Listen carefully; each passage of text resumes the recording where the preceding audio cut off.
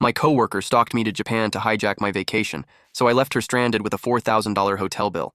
I've been working as a graphic designer at the same firm for 5 years, and I finally saved up for a dream trip to Japan. My coworker Sarah is the kind of person who thinks a cubicle wall is a suggestion rather than a boundary. She has a habit of looking over my shoulder and asking where I bought my lunch or what my weekend plans are. When I mentioned my trip in the break room, Sarah's eyes lit up in a way that should have been my first warning sign. She started asking for my itinerary and the names of the hotels I was booking under the guise of wanting travel tips. A week before my flight, Sarah dropped a bombshell during our morning meeting. She announced to the entire team that she was so excited to be joining me on my Japanese adventure. I sat there in total silence as my boss congratulated us on our team bonding outside of work hours. After the meeting, I pulled her aside and told her point blank that I did not invite her, and this was a solo trip. Sarah just laughed and said that since I already did all the research, it would be a waste for her not to tag along. She told me she had already booked the same flights and managed to get a room in every single one of my hotels. I told her I would not be hanging out with her and that she needed to find her own way around. She just shrugged and said, "We will see about that when we get to Tokyo."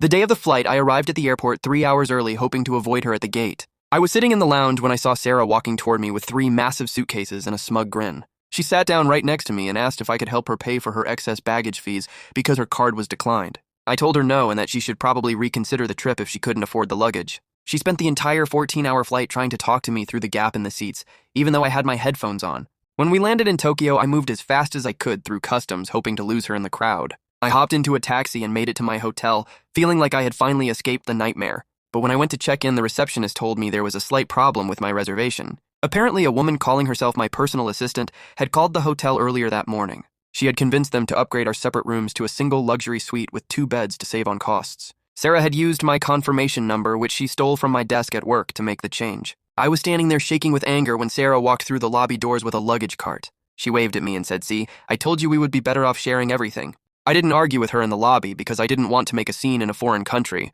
Instead, I let her go up to the room and start unpacking her things while I went back down to the front desk. I explained the situation to the manager and showed them my original booking emails and my employee ID. I told them I wanted a new room at a completely different hotel and that they should charge Sarah the full price for the luxury suite. Since the reservation was originally in my name, I had the right to cancel it or move it. I also called my boss back home and told him exactly what Sarah had done with my private information. By the time Sarah realized I wasn't coming back to the room, her company credit card had been flagged for unauthorized travel. I spent the next 2 weeks exploring Kyoto and Osaka in perfect silence, while Sarah was stuck in Tokyo with no itinerary and a mounting bill she couldn't pay. When I returned to the office, I found out Sarah had been fired for theft of company time and misuse of peer data. She tried to send me a Venmo request for the cost of the luxury suite, but I just declined it with a laughing emoji. Now I have a peaceful office and a collection of photos that she isn't in.